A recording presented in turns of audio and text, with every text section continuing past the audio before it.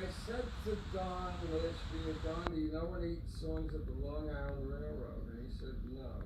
Why would you write one? So I said, why don't you write one? I said, well, about what?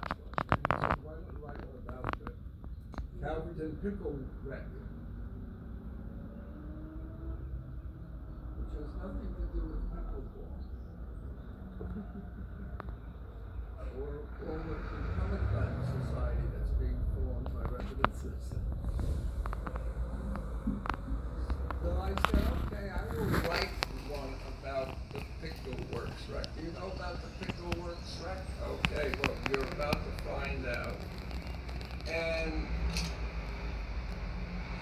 when was the Pickleworks wreck? Is that 1920? Was it 26? Something like that. Yeah. It was on a Friday evening, a horrible rainstorm.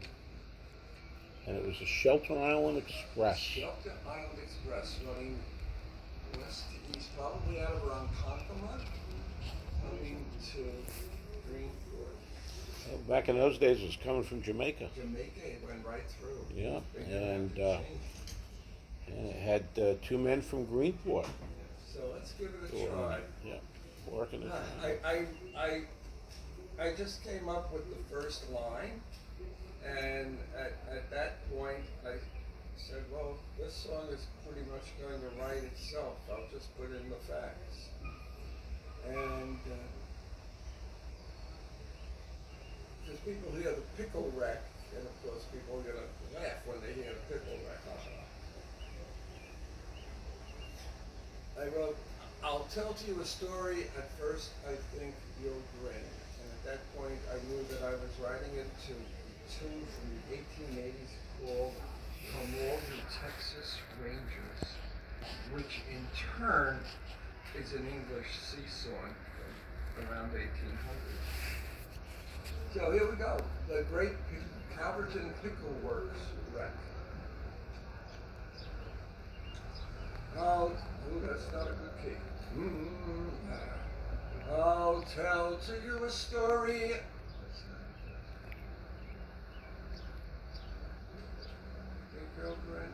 I'll tell to you a story. At first I think you'll grin. The great Pickleworks train wreck that took place at Calverton.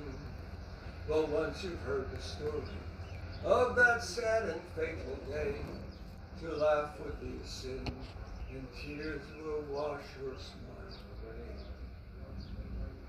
Now Calverton's a little town, it's hardly on the map, but it is long remembered for this great railroad mishap. When into the pickle factory crashed a train that jumped the track and took the lives of many poor souls who perished in the wreck. Bill Squires was the engineer, a brave and hearty soul. John Montgomery was the fireman, he labored shoveling coal.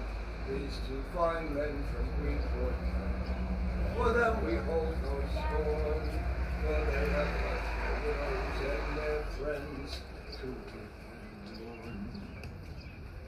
There were 2 other Norfolk men whose lives were ended on that day.